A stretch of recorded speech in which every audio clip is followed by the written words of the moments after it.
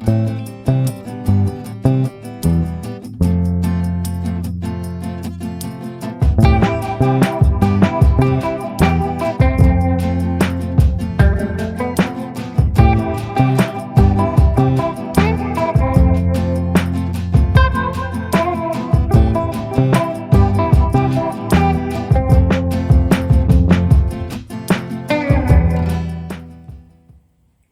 good morning, friends. Today, my friends, is Tuesday, January the 13th, 2026, and the time now is 12:13 a.m. So, friends, I want to talk about the Central African Republic, and I want to talk specifically about the fact that Central African Republic recently, on the 28th of December 2025, in just a week and a half to 2 weeks ago, they had their election, a national election. Once again, the Central African Republic on the 28th of December last year, 2025, about 2 weeks now, had their national election. So the election was a multi-level election. So it was national, local, and state election.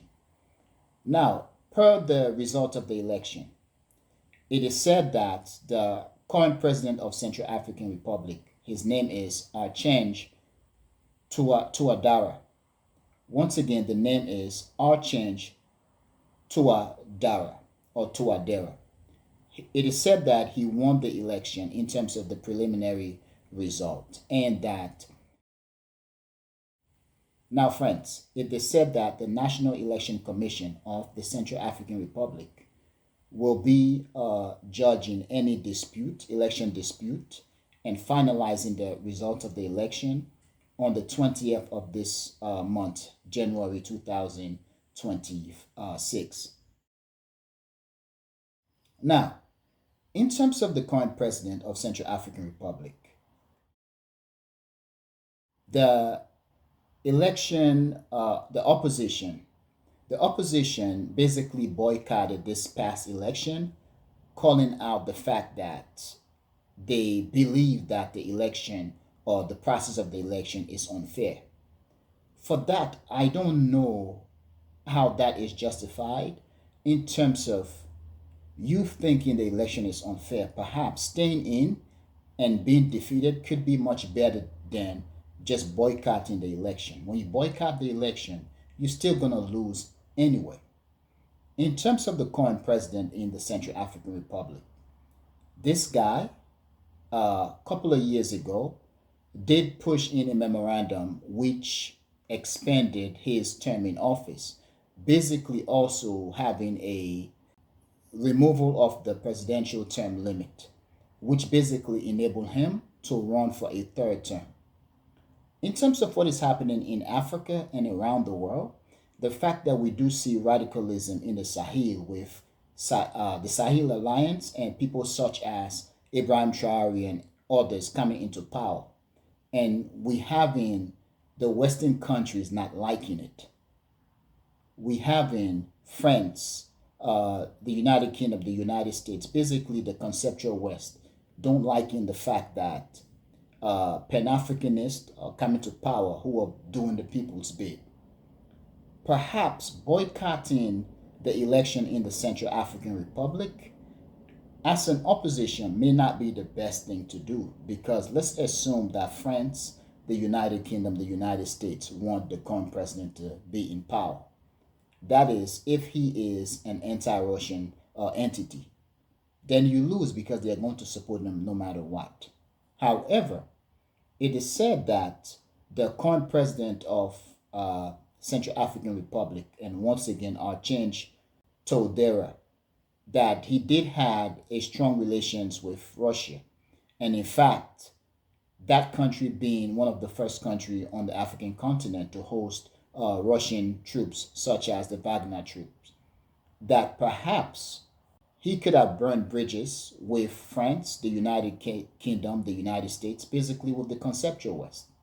In this case, by the opposition boycotting the election, perhaps it works in their favor.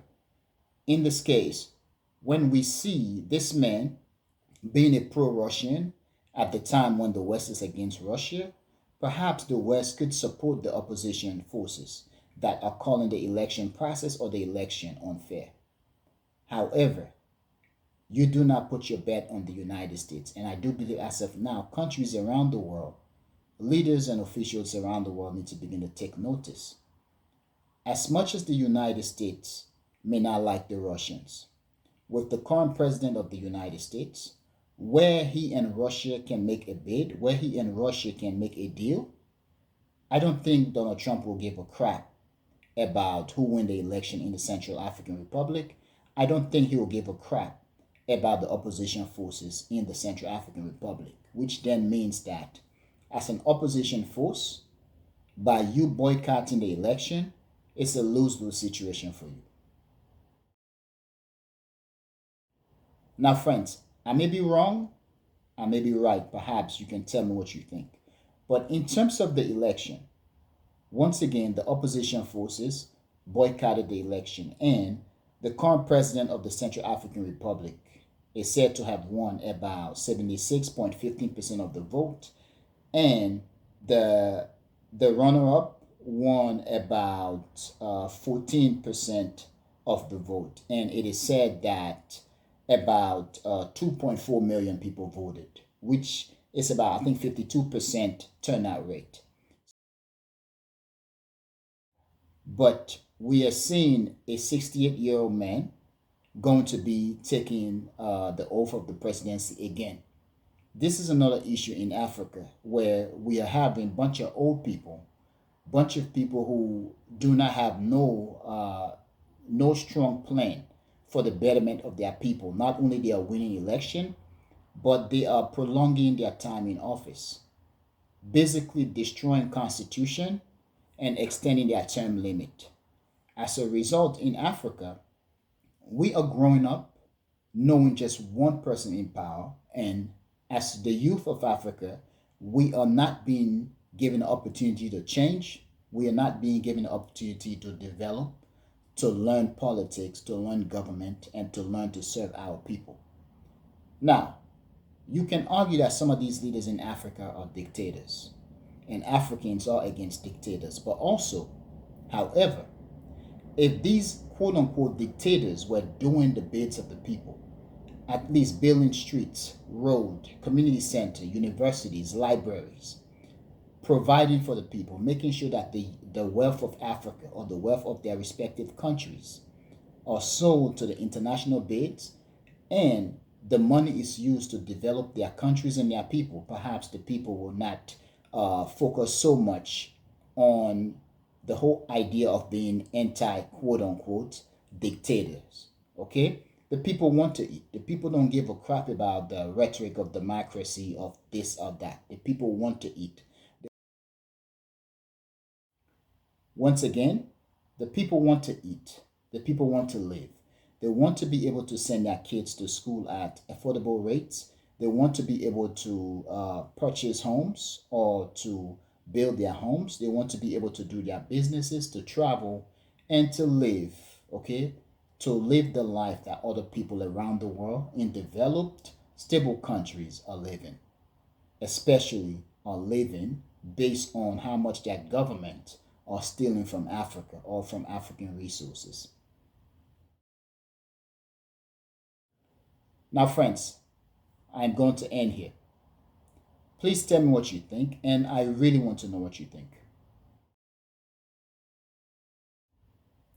Please tell me what you think, and I really want to know what you think. However, friends, I am going to end here. I want to thank you for being a member of the Echoing Voice community, my friends. But most especially and most importantly, or most important, friends, I want to thank you a lot for watching the Echoing Voice. Peace, my friends. Peace.